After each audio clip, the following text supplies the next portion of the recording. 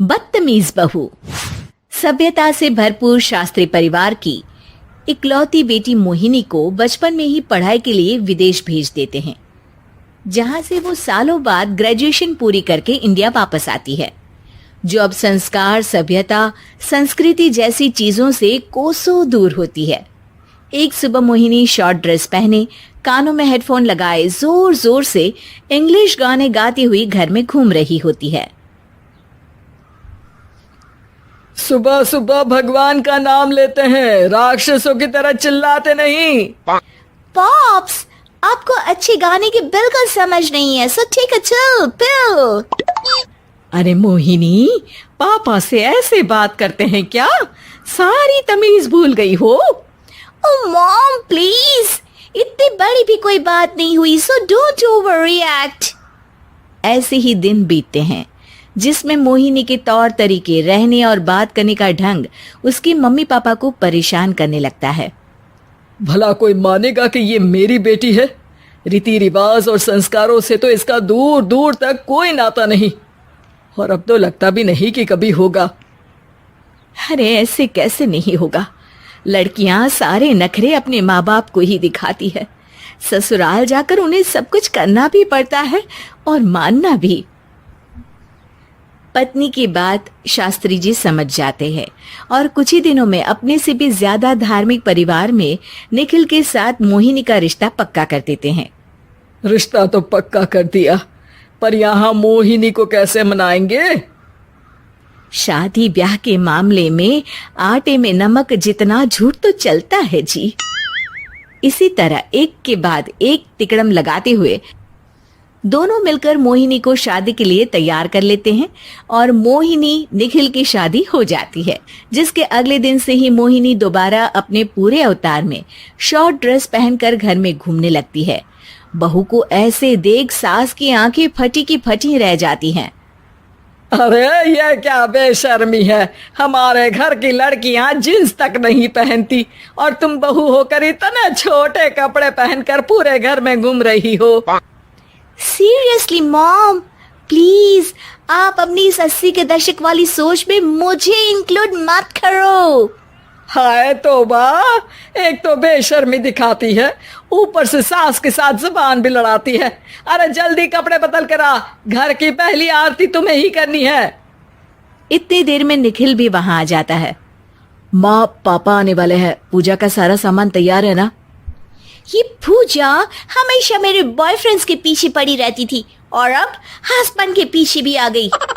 मोहिनी की बातें सुन सास तो अपना सिर पकड़ लेती है, लेकिन निखिल किसी न किसी तरह उसे पूजा के लिए कन्विंस करके कपड़े चेंज करने के लिए भेज देता है, जिस पर पूजा खत्म होने के बाद वो एक बार फिर अपनी शॉर्ट ड्रेस में आ जाती है। बहू, ये क्या तरीका है? संस्कार नाम की कोई चीज है या नहीं? नहीं ससुर जी, संस्कार मेरा दूसरा बॉयफ्रेंड था, अब तो मेरा उससे कोई कांटेक्ट नहीं है। मोहिनी का जवाब सुन के ससुर तो भगवान नाम जपते वहां से चले जाते हैं, लेकिन सास बहू के बीच कहासुनी फिर शुरू हो जाती है, जिसे इग्नोर करते हुए मोहिनी घर से बाहर चली जाती है और देर रात घर वापस आती है। मोहिनी, मैं जानता हूँ कि तुम विदेश में रही हो और तुम्हें वहीं की आदत है, पर यहाँ चीजें कुछ अलग है। अगर तुम उस हिसाब से कुछ एडजस्ट कर लो तो सबके लिए सही हो जाएगा। I am not in a lecture mood. Good night.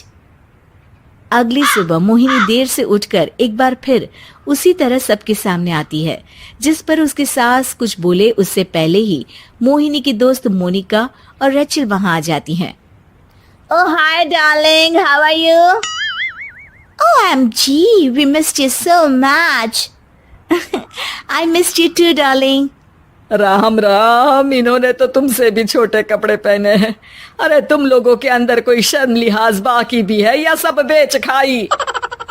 Mohini, तुम्हारी मेड कुछ ज्यादा नहीं बोलती? इस पर मोहिनी की दोस्त उसकी सास का मजाक बनाने लगती है, जिसे सुन निखिल उन्हें जवाब देते हुए कड़वे शब्द सुना देता है और वो सुन के वो दोनों तो मुंह बनाए वहां से चली जाती है, लेकिन गुस्से से लाल मोहिनी वहीं खड़ी निखिल को घूरती रहती है। घूर क्या रही हो? तुमसे शादी की ये सोचकर कि विदेश में पढ़ी लिखी हो, घर में कोई पॉजिटिव चेंज लाओगी, अपनी करियर के लिए एम्बिशियस होगी, पर अपने इस बिहेवियर से उस पढ़ाई के साथ साथ अपने मम्मी पापा के नाम को भी डुबो रही हो। अगर तुम्हें ऐसे ही हाल रखना है तो यहाँ रहने की कोई जरूरत नहीं है। निखिल की बातें सुनकर मोहिनी रोते हुए घर छोड़कर अपनी मम्मी पापा के पास वापस आ जाती है। ससुराल में सब कुछ ठीक तो है? वो अपने आप को समझते क्या है?